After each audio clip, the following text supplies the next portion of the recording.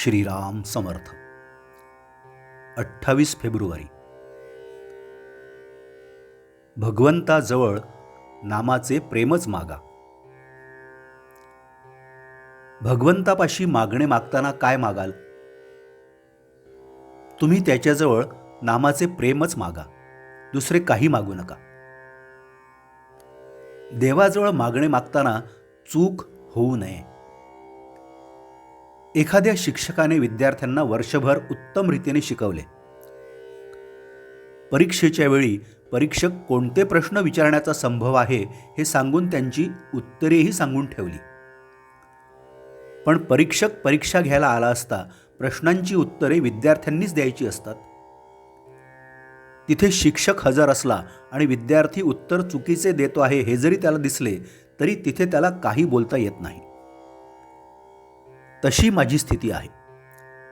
म्हणून मागण्याचे काम तुम्हालाच करायचे आहे. तेव्हा त्यावेळी चुकीने काही भलतेच मागू नका, एवढ्याच करता हा इशारा आहे. कोणतीही परिस्थिती असली तरी त्यात भगवंताचे स्मरण ठेवावे, म्हणजे बऱ्या वाईट गोष्टींचा परिणाम मनावर कमी होतो. मनुष्यावर संकटे आली की तो घाबरतो, परंतु परमेश्वराचे अस्तित्व मानणाऱ्यांनी तरी असे करणे योग्य नाही. एखाद्या लहान मुलाच्या बापाने डोक्यावर पांघरुण घेऊन बागुलबुवा केला तर ते मूल भीते, पण पांघरुणाच्या आत आपला बापच आहे असे त्याला समजले की ते घाबरत नाही. त्याप्रमाणे प्रत्येक व्यक्तीने आपल्या बाबतीत घडणाऱ्या बऱ्या वाईट गोष्टी परमेश्वराच्या किंवा आपल्या गुरूंच्या इच्छेने होतात ही जाणीव ठेवावी, म्हणजे त्याला भीती वा दुःख वाटणार नाही. तसेच चांगल्या गोष्टी घडल्या तरी त्याबाबत आनंदातिरेकही होणार नाही. याकरिता सदा सर्व काळ भगवंताचे चिंतन करावे. आपल्या विचाराने ठरल्याप्रमाणे झाल्याने सुखच मिळते असे नाही.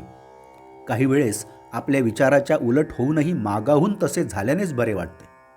म्हणजे कोणत्याही गोष्टीचे सुखदुःख तात्काळ कळत नाही हेच खरे. म्हणून जरा वेळ थांबून सुख किंवा दुःख मानूया.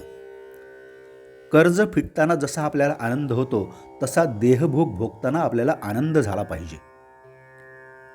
प्रारब्ध टाळणे म्हणजे लोकांचे कर्ज बुडवणेच होय. आपला म्हणजे मीपणाचा नाश आणि प्रारब्धाचा नाश बरोबर होतो.